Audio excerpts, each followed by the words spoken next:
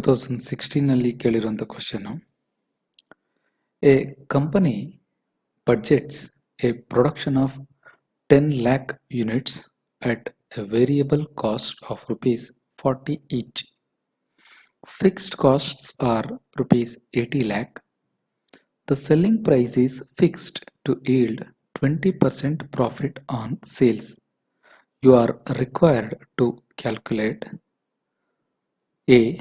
Profit volume ratio, B. break-even point value. So first of all, profit volume ratio calculate ಮಾಡಲಿಕ್ಕೆ ನಮಗೆ formula ಗೊತ್ತಿದೆ.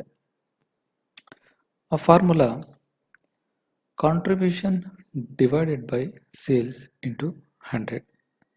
So ಈಗ ಈ ಪ್ರಾಬ್ಲಮ್ನಲ್ಲಿ ಕೊಟ್ಟಿರುವಂಥ ಇನ್ಫಾರ್ಮೇಷನ್ ಬೇಸ್ ಮೇಲೆ ನಾವು ಕ್ಯಾಲ್ಕುಲೇಟ್ ಮಾಡೋದಾದರೆ ಕಾಂಟ್ರಿಬ್ಯೂಷನ್ ಬಗ್ಗೆ ಏನಾದರೂ ಹೇಳಿದ್ದಾನ ಇಲ್ಲಿ? ವೇರಿಯಬಲ್ ಕಾಸ್ಟ್ ಪರ್ ಯೂನಿಟ್ ಕೊಟ್ಟಿದ್ದಾನೆ 40 rupees.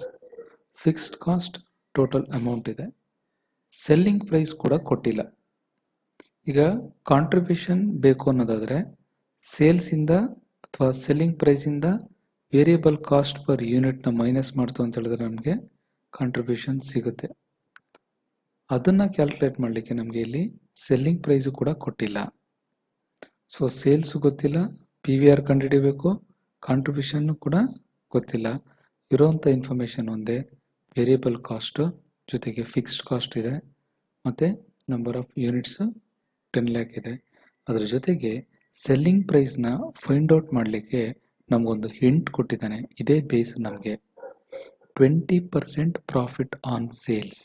ಸೊ ಪ್ರಾಫಿಟ್ ಇನ್ಫಾರ್ಮೇಷನ್ ಕೊಟ್ಟಿದ್ದಾನೆ, 20% ಪ್ರಾಫಿಟ್ಟು. ಇದರ ಬೇಸ್ ಮೇಲೆ ಸೇಲ್ಸ್ ವ್ಯಾಲ್ಯೂನ ನಾವು ಕಂಡುಹಿಡಿಯಬಹುದು. How?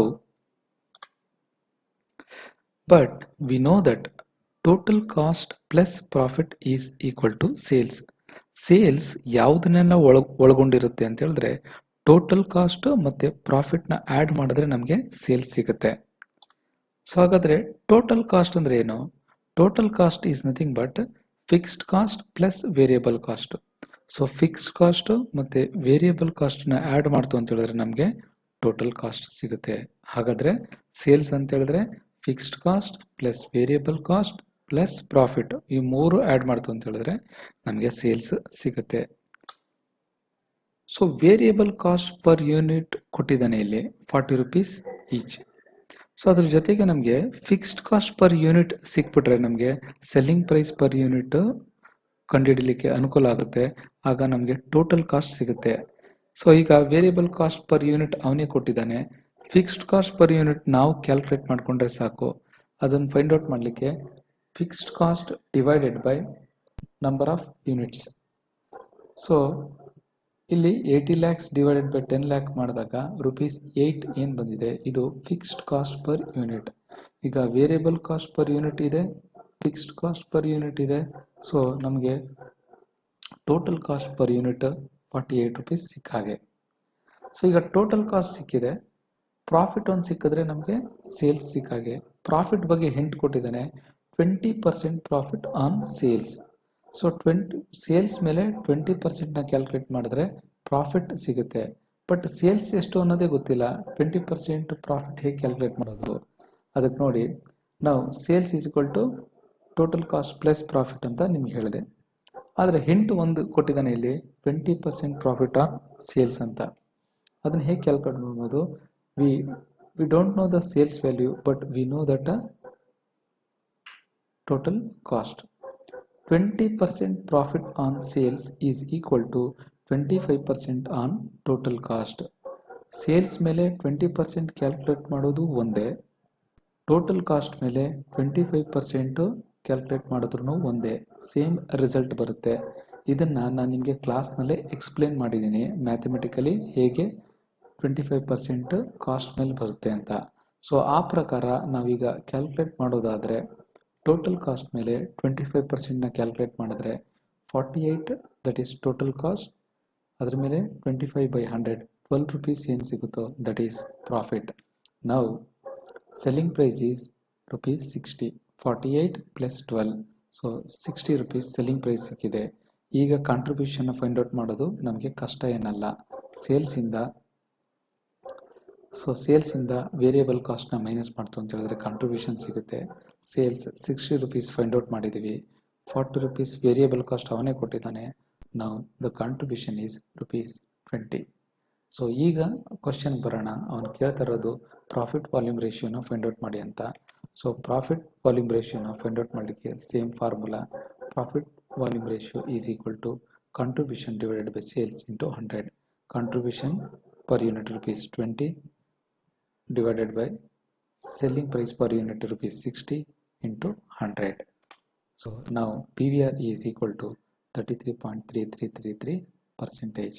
So this is the answer for question A. Now coming to question B, BP in value.